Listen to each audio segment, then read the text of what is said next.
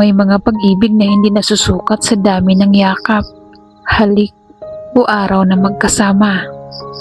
May mga pag-ibig na nabubuhay sa pagitan ng mga salita, isinusulat, tinutupi, siniselyuhan, at ipinapadala sa malalayong lugar. Ito ang kwento ni Kadyo at Tinang, dalawang taong nagmahalang tahimik sa loob ng 40 taon, kahit hindi na muling nagkita. Unang beses silang nagkakilala noong huling taon ng dekada 70 sa isang maliit na bayan sa probinsya. Si Tinang ay 20 taong gulang noon, tahimik, mahiling magbasa, at may pangarap na maging guro. Si Kadyo naman ay binatang may simpleng ngiti, anak ng magsasaka, at nakatakdang lumuwas ng Maynila para magtrabaho. Nagkakilala sila sa simbahan, isang hapon ng linggo. Pareho silang naiwan matapos ang misa.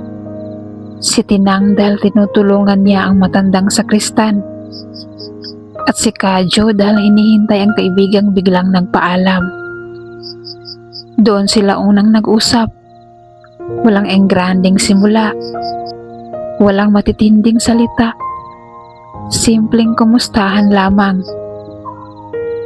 ngunit sapat para may mabuo. Sa loob ng ilang buwan, madalas silang magkasabay pa uwi.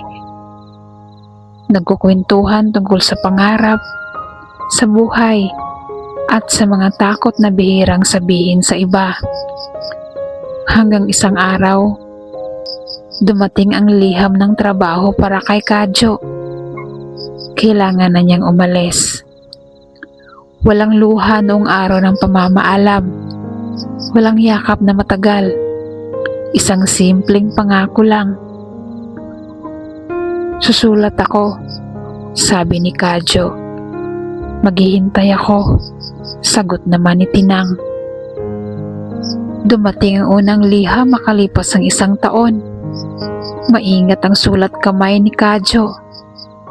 Parang bawat letra ay pinag-isipan. Ikinuwento niya ang buhay sa Maynila, ang ingay ng kalsada, ang hirap ng trabaho, at ang lungkot ng mag-isa. Nabanggit niya si Tinang, kung paanong naiisip niya ito tuwing gabi bago matulog. Sumagot naman si Tinang.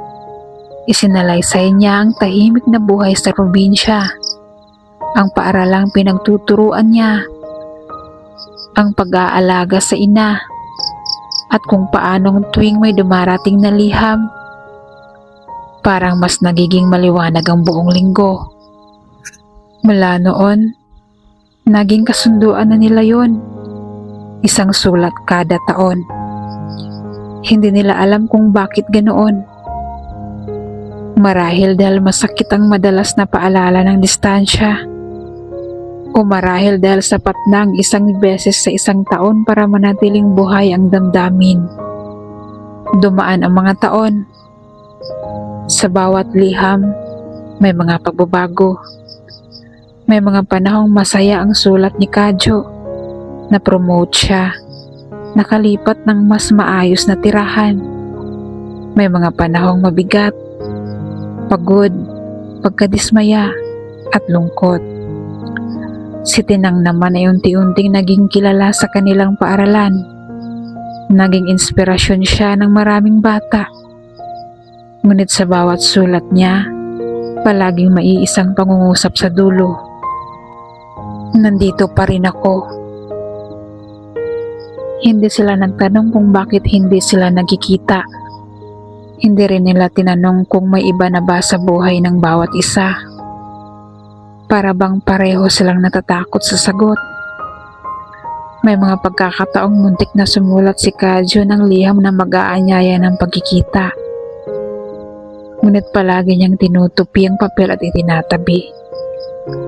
Iniisip niyang baka masira ang katahimikang meron sila. Si Tinang naman, may mga manliligaw, may mga nag-alok ng kasal. Ngunit palagi niyang tinatanggihan Hindi dahil umaasa siyang babalik si Kadyo, kundi dahil ramdam niyang may hawak pa ring bahagi ng puso niya ang isang lalaking sumusulat isang beses sa isang taon. Sa ika-20 taon ng kanilang pagsusulatan, mas mahaba ang liham ni Kadyo. Ikinuwento niyang may sakit na ang kanyang ama, na tumatanda na siya, na minsan naiisip niyang sana'y may kasamang umuwi sa probinsya kapag Pasko. Sumagot si Tinang ng liham na mas tahimik kaysa dati. Ikinuwento niyang pumanaw na ang kanyang ina, na mag-isa na siya sa bahay na puno ng alaala, at na minsan naiisip niyang ano kayang itsura ni Kadyo ngayon. Hindi pa rin sila nagkita. Habang tumatagal, nagbabago ang sulat kamay nila. Mas nanginginig na ang kay Tinang. Mas bumabagal ang mga pangungusap ni Kadyo. Ngunit hindi nawala ang ritual. Isang sulat kada taon. Isang paalala na may naghihintay. Isang patunay na may nagmamahal sa malayo. Sa ika-30 taon, isinulat ni Kadyo, "Kung sakaling mauna ako, sana'y malaman mong naging masaya ako dahil sa'yo." Umiyak si Tinang nang binasa yun. Ngunit hindi niya sinagot ang pangamba. Sa halip, isinulat niya, "Hanggat may sulat, may pag-asa." Dumating ang ika-40 taon. Isang sobre ang dumating kay Tinang. Mas makapal kaysa dati. Ngunit hindi sulat kamay ang laman. May kasamang maikling liham na nakatype. Ipinabatid dito na pumanaw na si Kadyo ilang buwan na ang nakalipas. Ngunit bago siya pumanaw, iniwan niya ang liham na yun. Ang ika-40 sulat. At hiniling na ipadala pa rin sa tamang petsa. Binuksan ni Tinang ang sulat. Hindi ito paalam. Hindi ito pamamaalam.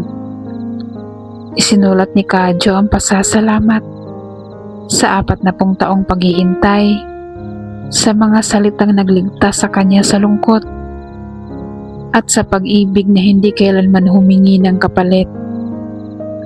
Sa dulo may isang hiling na kung sakaling maisipan mong sumulat muli, huwag kang mag-alala, babasahin ko pa rin.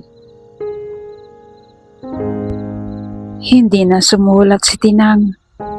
Ngunit tuwing sasapit ang araw ng kanilang pagsusulatan, inilalabas niya ang lahat ng liham. Binabasa niya ang bawat salita, bawat tuldok, bawat pahina.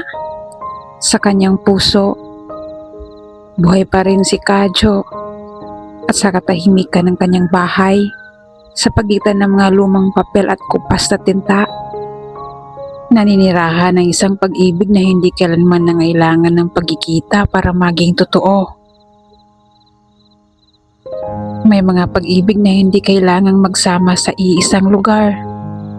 Minsan, sapat na ang malaman na may taong nag-iisip sa'yo, kahit minsan lang sa isang taon.